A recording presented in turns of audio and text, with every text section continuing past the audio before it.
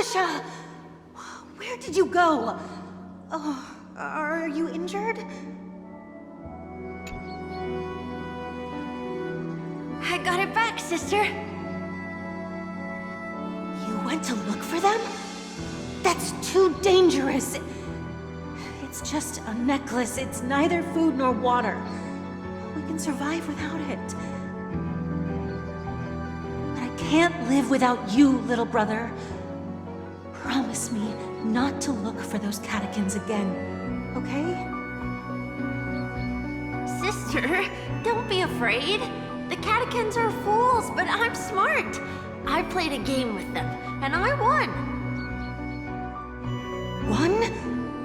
What happened exactly? Tell me. I made a bet with them. The two birds in the desert and me.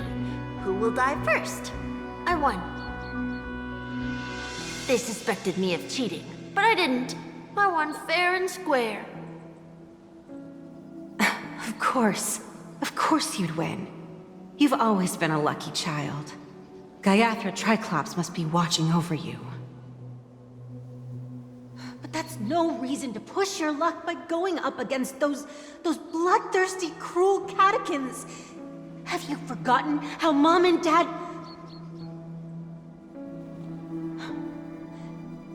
Look, this is just a necklace. But Kakavasha, you are my only family.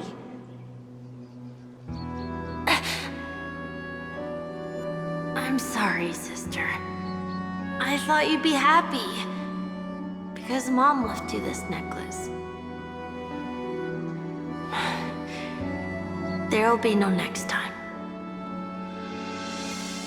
It is important, but not as important as you, my dearest brother. I don't blame you, but you must remember what Mom said. Pain and poverty are the trials of Gaiathra Triclops. She has also granted us a chance, and that's your good luck, Kakavasha. Your good luck is the most precious wealth we, all Avgin, have. You're a child blessed by Gaiathra Triclops and can lead the clan to happiness. So always remember to protect yourself and never resent the pain and poverty you're going through, all right?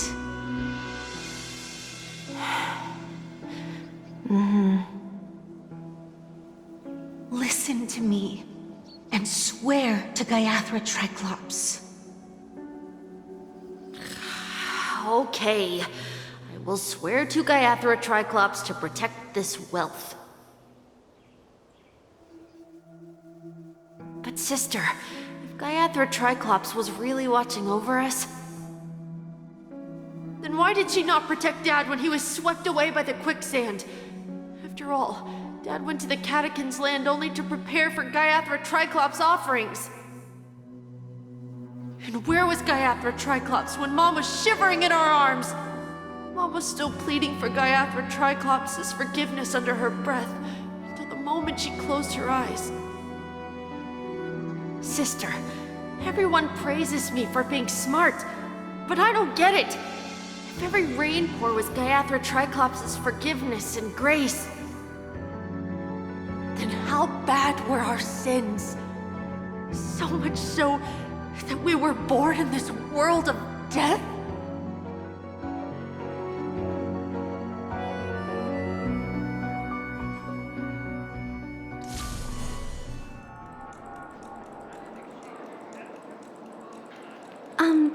Excuse me. I can't seem to find any information on this artist in the Iris family archives. The photo you provided also doesn't show any matches. Just as I thought. I'd like to ask, what kind of traces do people leave when they enter a dream? Are you referring to the records when you enter the dream pool? The equipment will monitor physiological indicators such as heart rate, blood oxygen levels, and body temperature in real time. This data will be included in statistics and handed over to the family for the screening of any data anomalies. Immediate action will be taken once any illegal behavior is detected. I apologize. The hotel does not have access. This information is managed by the Bloodhound family. We can only gain access if there's a problem. Looks like nothing can be found here. At least we know who to look for next. We can ask the Bloodhound family for information. Thank you for your assistance, Miss Allie. By the way, is Miss Robin doing fine? We are looking forward to her performance. Fine? What does that mean? Is there something wrong with Miss Robin? The preparations for the Charmony Festival have been proceeding smoothly, so I guess things are pretty good. I believe she will be able to put on a spectacular show for all of you. I'm sure. Sure enough, no one knows about Miss Robin. I'm not surprised. But that Miss Firefly is truly mysterious. There's no information on her in the hotel system. Even if she's a stowaway, she should have a disguised identity after entering the planet. She's also in the running for the legacy. How is she going to sneak into the dreamscape unnoticed? Is there any other way to enter a dream? Besides the hotel room's dream pool?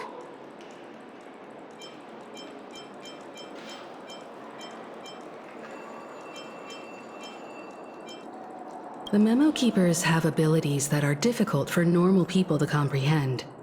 In the memory zone of Penacony, they thrive effortlessly, a fact proven to us by Black Swan. The hacker girl from the Stellaron Hunters used extraordinary means to unlock the Dreamscape Hotel's seal. According to the scene witnessed by her, it is likely that they are behind Miss Firefly's case. The Garden of Recollection and the Stellaron Hunters. Both are possible, but what about the IPC? Since they want Penacony all for themselves, they're bound to have a plan. Who are you guys? The Bravo team has arrived at their designated position, ready to execute armed evacuation operation. Boss, get moving! Armed evacuation? Boss, are you drunk? What do you know? It's more efficient this way. Just don't let the director find out. Act first, report later. Understood? Help! Help me! I spent all my year-end bonus on the snowball! I don't want my name on the department's major disciplinary notice! Hey, check it out! That voice. Could it be the IPC workers from Belobog? To all guests, the IPC will be conducting special operations within the hotel.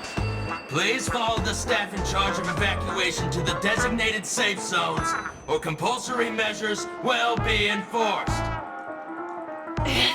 I'll request a beating for you lot! You've been told not to drink during work hours. Take him back to the hotel room. I'll organize a meeting later to properly go over how this incident report should be written. Miss Topaz? I never thought I'd run into you on Penacony. Long time no see, Astral Express crew. Aventurine has told me a lot about your happenings. Huh?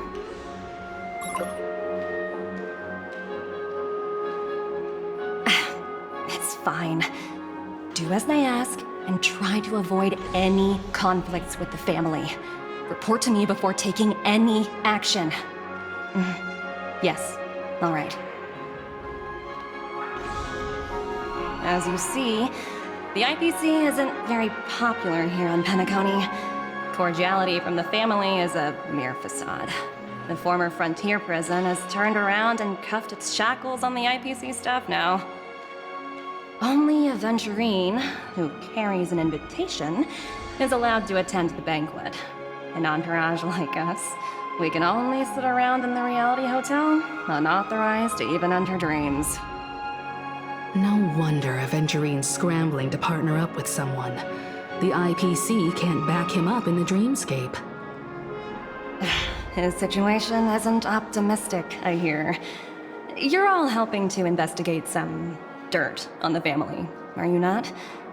Let me know if you need anything outside the dreamscape. The IPC always treats its partners well. Thank you, Miss Topaz. We're on our way to the Hounds to verify some intel. Perhaps you've had dealings with them? Yep, they're tailing us right now. Why not go and talk to them? It'll take the spotlight off me. Being constantly stared at is really uncomfortable.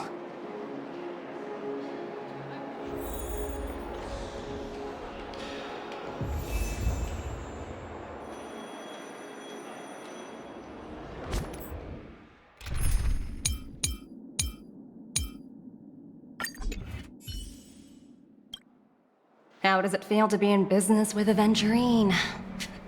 I bet you're not used to it. That's just his style. All or nothing is his mantra. He's always cozying up to his clients while egging them on to undertake some dangerous assignment with him. But everyone has their merits, so I won't comment further. But Aventurine's luck has always been good. He's always closed all his cases without a hitch, and basically never lost a gamble. Which is why, on the issue of retaking Penacony, I'm watching with keen interest.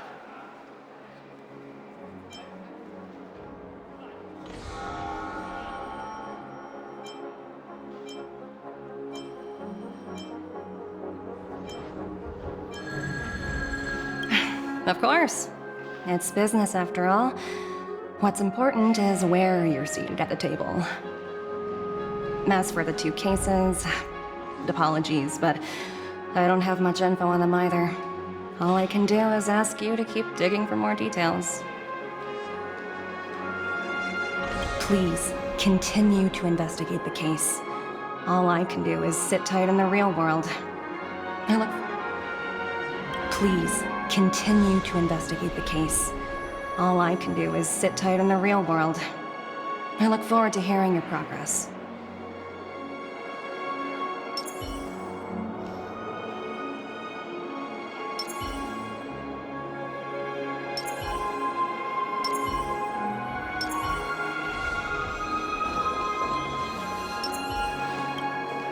We're carrying out our captain's orders. What do you want? We made a mistake last time, and we're working hard to rectify it now. We don't have time for anything else. Surveilling the IPC executive Topaz, ensuring that she stays put at the Reverie Hotel during her time on Penacony. We've got the right one this time. So that's it. They were the pair who were after Firefly at the time.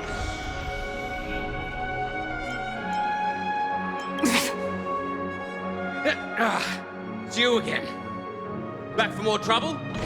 We're not afraid of you this time. Well, spit it out. Stop bothering us if you've nothing important. So you know each other. Why do you keep running into people you've beaten up before?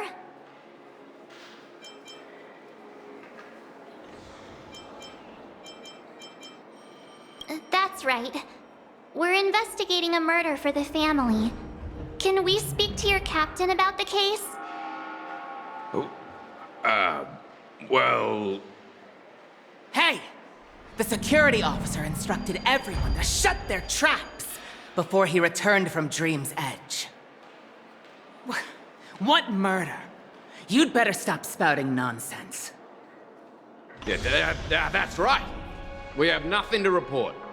Please leave. Looks like they're not going to cooperate. But they did at least tell us that the captain is at Dream's Edge. Why don't we just look for the security officer then? It's probably Gallagher, the one she mentioned, right? Wait.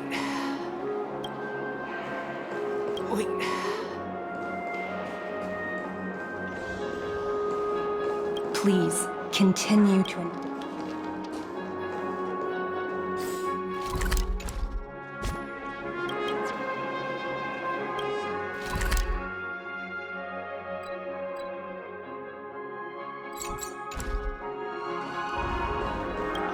Please, continue.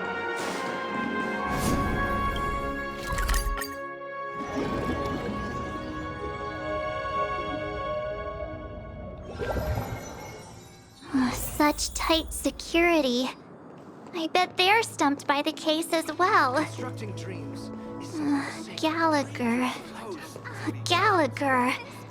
Where could he be?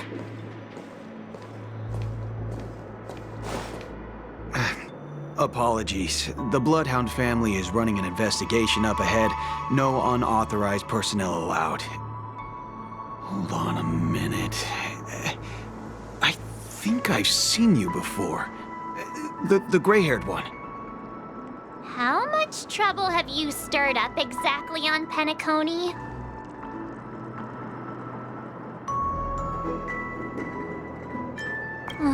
You think you look alike? Wait, are you for real? Not possible.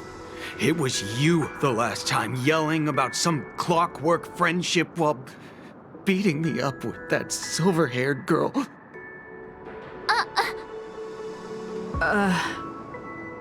I'm not letting you get by this time. Please leave, or I'll have to get on my knees and beg you. Huh? What kind of heinous crime have you committed now? Hold on, sir. We have documents authorized by the family that would aid your investigation. If it wouldn't trouble you, could we see this Mr. Gallagher? Who exactly is this Gallagher you keep talking about? There's been a few people mentioning this name. Even the one with the gray hair. He didn't send you all here? It was the security officer who dispatched us. That's all I can divulge. He'll do. He's the one we've been looking for. Sorry, no can do. The boss said that since it's a matter of the family's reputation, no one's allowed through. Everyone, please leave. There's really no need for us to make things difficult for each other, right? We're really sorry for troubling you. Let's think of another way. Another way. That's it! Didn't they say something about that... what was it? Clockwork? That got this guy to change his mind?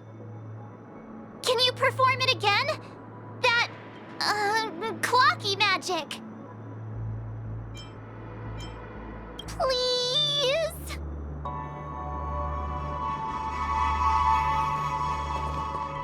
Sorry. Everyone...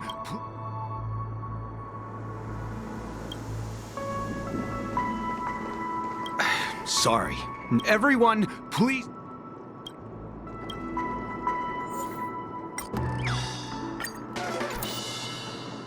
You punk. The security officer's word is absolute law.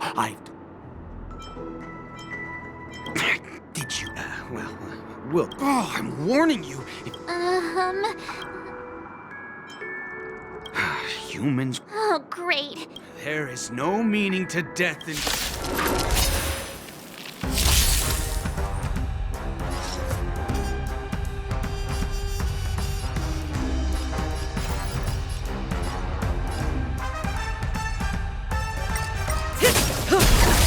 Ill fate descend! Still waters of oblivion. I weep for the departed. It too shall fall.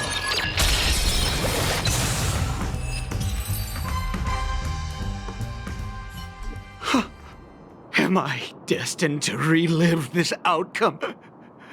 Looks like you and I have been plunged into a cycle of despair. What's he talking about? However, this time, I will sever the chains of tragedy. The only way any of you will pass is over my dead body! He doesn't have to be so melodramatic, does he? Looks like he still doesn't want to divulge anything.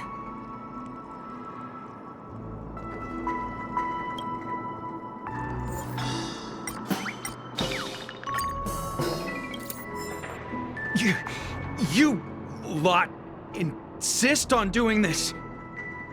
Sorry, but human lives and the family's reputation are at stake. It is imperative we know everything about the case. No, I meant to say... Do I really have to get down on my knees and grovel? No, you don't really mean that. If that's the case, I'll just have to acquiesce to everyone's wishes. Lower my esteemed head and plead with everyone. No. No need. Standing is just fine. You don't need to do that. Looks like he still doesn't want to divulge anything.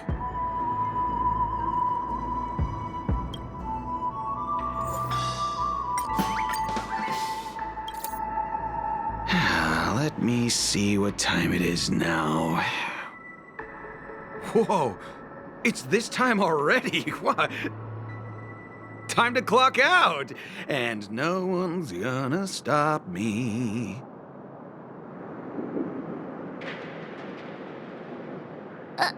What? Huh? This clockwork trick of yours, it's kinda dangerous. At least he won't be getting in our way again. Let's go find that Gallagher and ask him the intricacies of the case.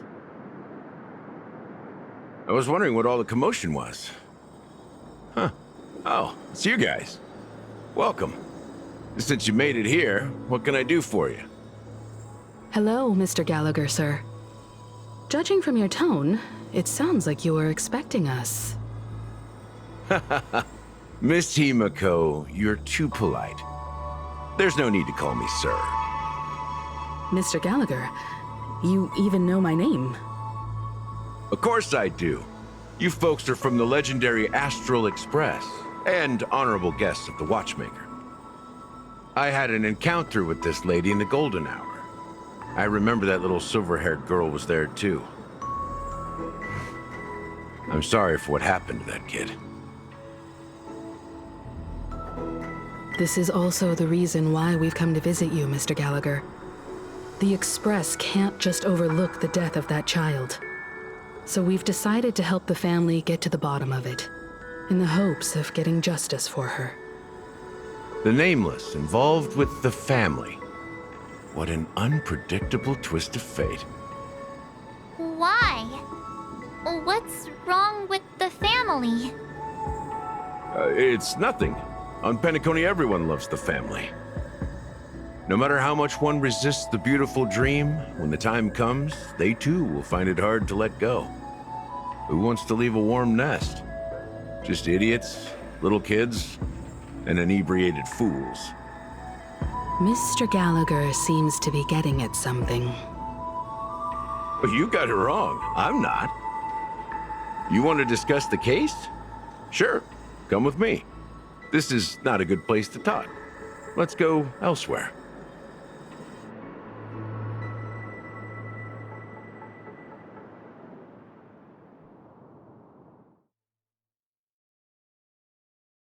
Even after that chilling tragedy, this dream is still running effortlessly.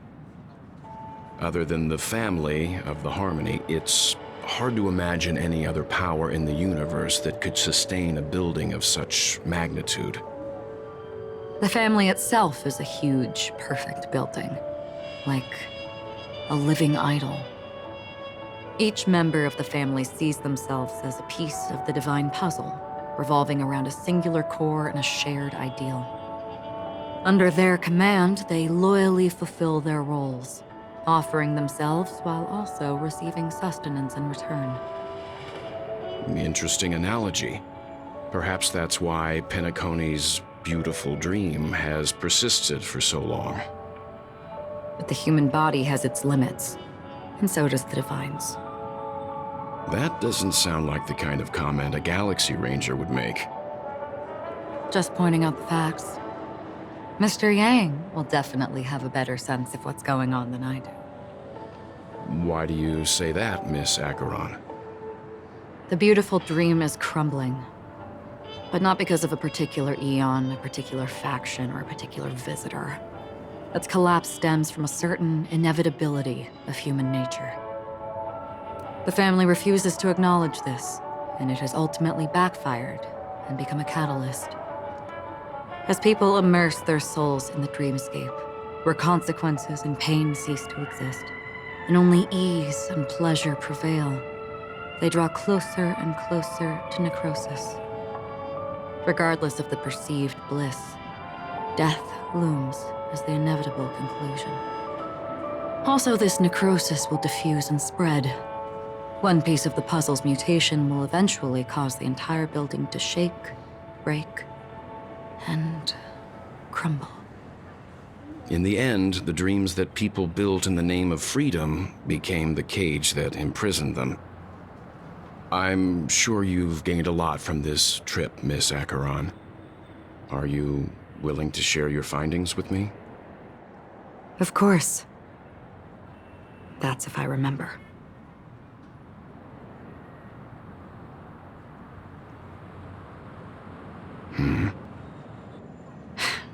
Don't mind me. It's just a habit. Owing to events in the past, I've become easily forgetful. It's only when this sword is unsheathed that those hazy memories start to become clearer. Take your time. That should do it. I vividly remember everything that occurred on Penacony. Ask away. The moment of daybreak. I've heard that's where the Dawn Factory, which processes the foundation of the dreamscape, is located. Behind the dreamscape's song and dance stand many imagination factories. Workers create all kinds of whimsical works day in and day out in their dreams. Then they return to reality and sleep on a narrow bed in a room. A far cry from luxury. They say it will suffice. Experiencing the bizarre and motley dreamscape is the best reward. There I encountered a young woman who had just come of age. The perfect time to indulge in beautiful dreams. Her greatest wish was to one day move to the golden hour and see the magnificent garments she had woven with her own hands. For certain reasons, her wish was difficult to fulfill. But I managed to bring her a garment. Gilded Hour. It's said to be Penacony's currency center. Yes. It is a fortress-like financial city, the economic heart of the dreamscape. The Pepeshi people of the Alfalfa family are there to keep it running, sending blood that is made from money everywhere on Penacony. Everyone there is exquisitely dressed and always in a hurry. The greatest wish of the local Pepeshi people is for their future generations to work in the Gilded Hour. I've never met anyone who is willing to talk. I could only stand at the crossroads, watching crowds of people hurrying like the wind through the jungle of steel, only to deposit the alfalfa credits that they'd earned into the bank's vault. I don't know if they would open the vault door, but before I left, I witnessed a well-dressed Pepeshi person plummet from the sky, while those around him continued on their way, unfazed. I hear the Blue Hour is very romantic. Do you have any tales to share? Perhaps Mr. Yang has heard. There is a large boat called the Eventide, anchored along the Sea of Dreams, where soft music and dancing persist endlessly every night.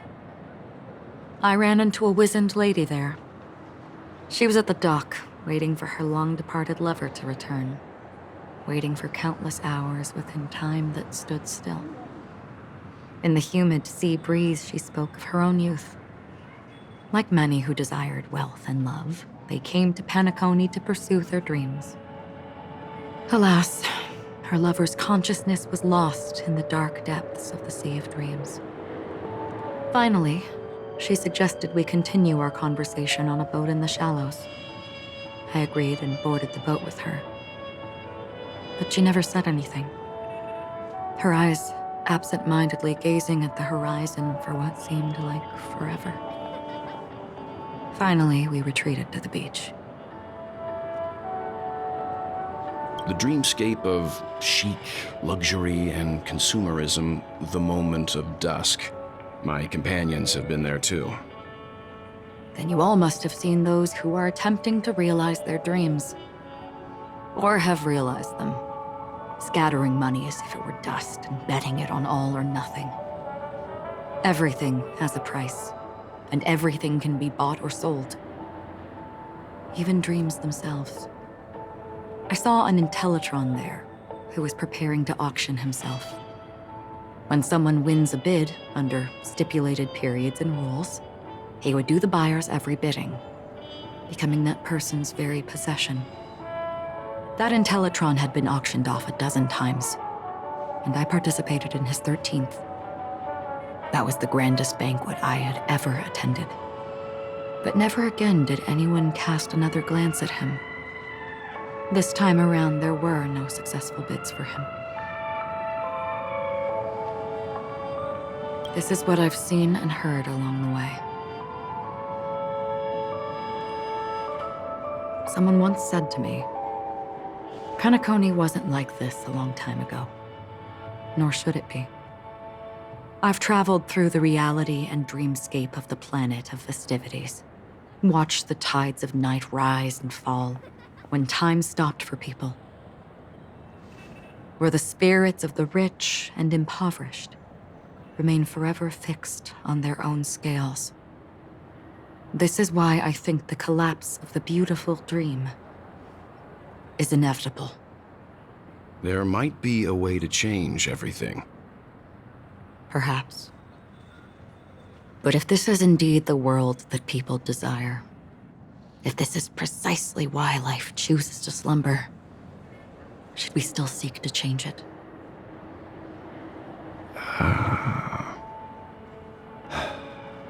Miss Acheron, now it's my turn to share a story with you. There was a man from my homeland who, at a time when the world was grappling with deep, unhealable pain, made a choice. He wove together the dreams of everyone in the world, linking people's dreamscapes, and shouldered this burden himself. From this, he created a giant, a spiritual atom. And since that moment, the giant stood between heaven and earth, becoming the pillar of the world's existence. As a price, those who found it hard to move forward, who could not advance, forever lost their future. They slumbered in a dream, devoid of disaster and pain, living out their days peacefully in the man's created utopia. And it is because of the wishes of those people who wished not to awaken that this spiritual atom became unbreakable. And yet, you stand here right now, which also means that man failed. Because people must always move towards the future. Even if human weaknesses make them pause when they truly cannot move forward, humanity will eventually seek a way to save itself. And that man, he was never a failure. Like everyone in that world, he etched the possibilities of human nature into his heart. He was the sun chaser of legend, soaring towards the sky and embracing his final victory with his fall. He ascended to heights uncharted, only to come face to face with the sun, a place not visited by anyone before. His wings would melt because of it, only for him to fall into the sea. And after that, countless others would surpass him, soaring to even greater heights. A fitting metaphor for the Nameless's trailblazing spirit. Thank you, Mr. Yang. I know what you wish to confirm. The universe has innumerable similar, yet different worlds. In these worlds, there are innumerable people who look alike, yet don't. I too have embarked on journeys, encountering old friends with familiar faces on different worlds, witnessing their destinies follow paths similar to mine. So I will tell you, even if not completely similar, the story you just told, it overlaps with my past. And within that abyssal dream, I ended that man's life. Alone.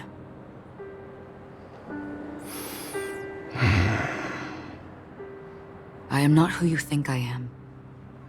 Nor will my home be as fortunate as your world. I am sorry. It's fine. I don't mind, so long as I can alleviate your suspicions. There's something I still wish to know, Miss Acheron. Under that representation of the hunt, exactly what sort of power is it that has motivated your solitary journey thus far? Mr. Yang, before answering that question, I wish to continue the previous topic. I like your analogy very much. Indeed, birds are born to fly. But in a distant past, their ancestors could only gaze at the sky in envy. They saw that faraway ray of light from above the heavens, piercing through the clouds and blanketing the earth. And so, time and time again, generation after generation, the birds spread their wings and took to the sky, attempting to touch its ceiling, all because the sun was there.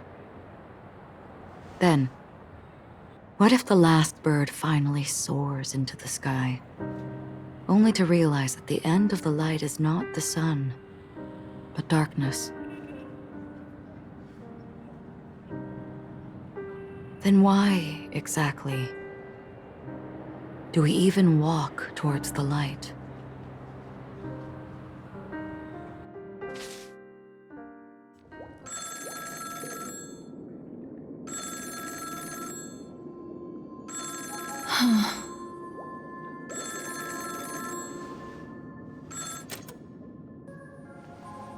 Long time no see.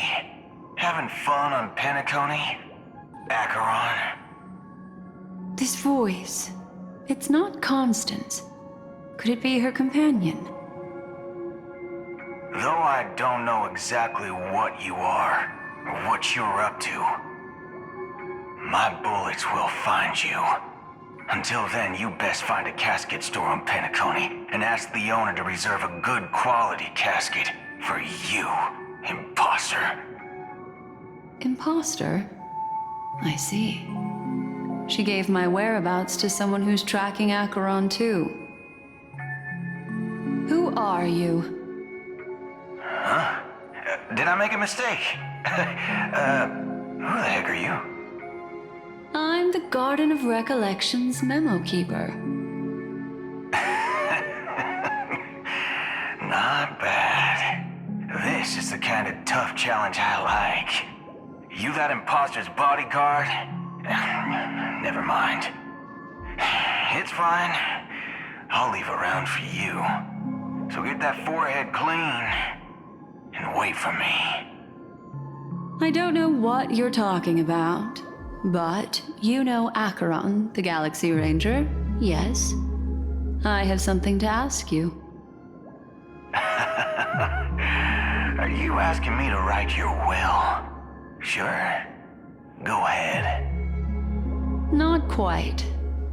I only want to ask, how exactly did she become a Galaxy Ranger? She's clearly not a pathstrider of the hunt, but you are, aren't you? Tell me, what's Acheron's deal? Sure. Heck, never thought I'd come across an ally. What a stroke of luck. Oh, well, I'll be on Penacony soon. Memo Keeper, go buy a bottle of Asdana's White Oak and warm it up, and I'll raise a glass to you. That lady's passed. Well, nobody knows. But if all you want is a simple answer, sure, you best get a chair and take a seat. That woman, named Acheron, is an emanator who should not exist.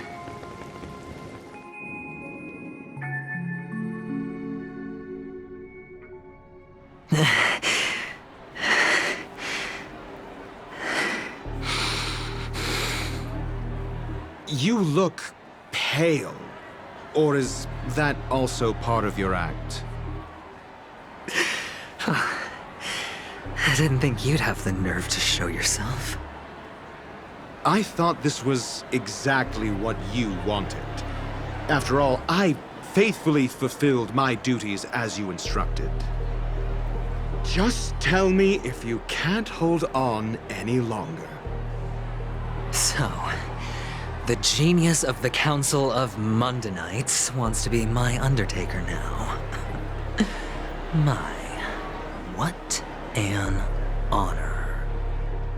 Yes, and I'm pretty sure the people at the Strategic Investment Department would love to be notified of your death in due time. But let's not forget, you won't be seeing them, because I'm the manager of this task.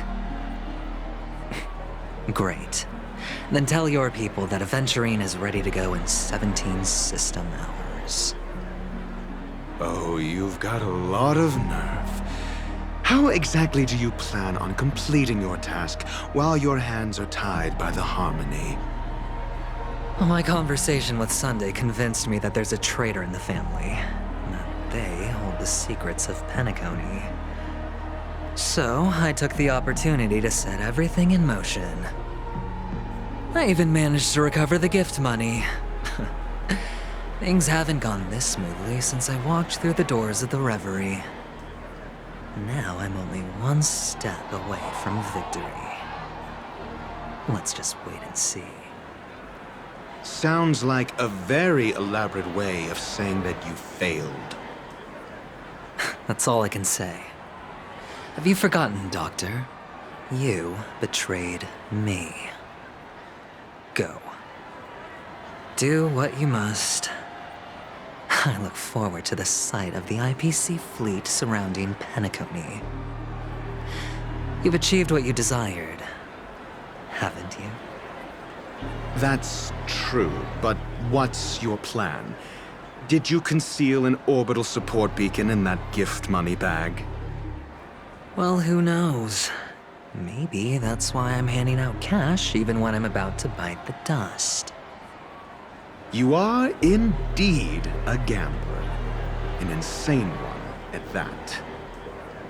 Well, maybe I am. Who knows? Fine. Here, take this. Open it when you're on your last legs. You'll thank me.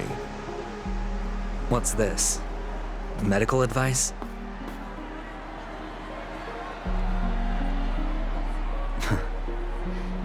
You catch on pretty fast, Doctor. Asking me to solve a case without giving a single clue. How typical of you wing-headed scoundrel. But the way you're all on edge about that stowaway, it's just as I guessed it would be. As for now, let the rain of wealth from the IPC fall evenly on everyone.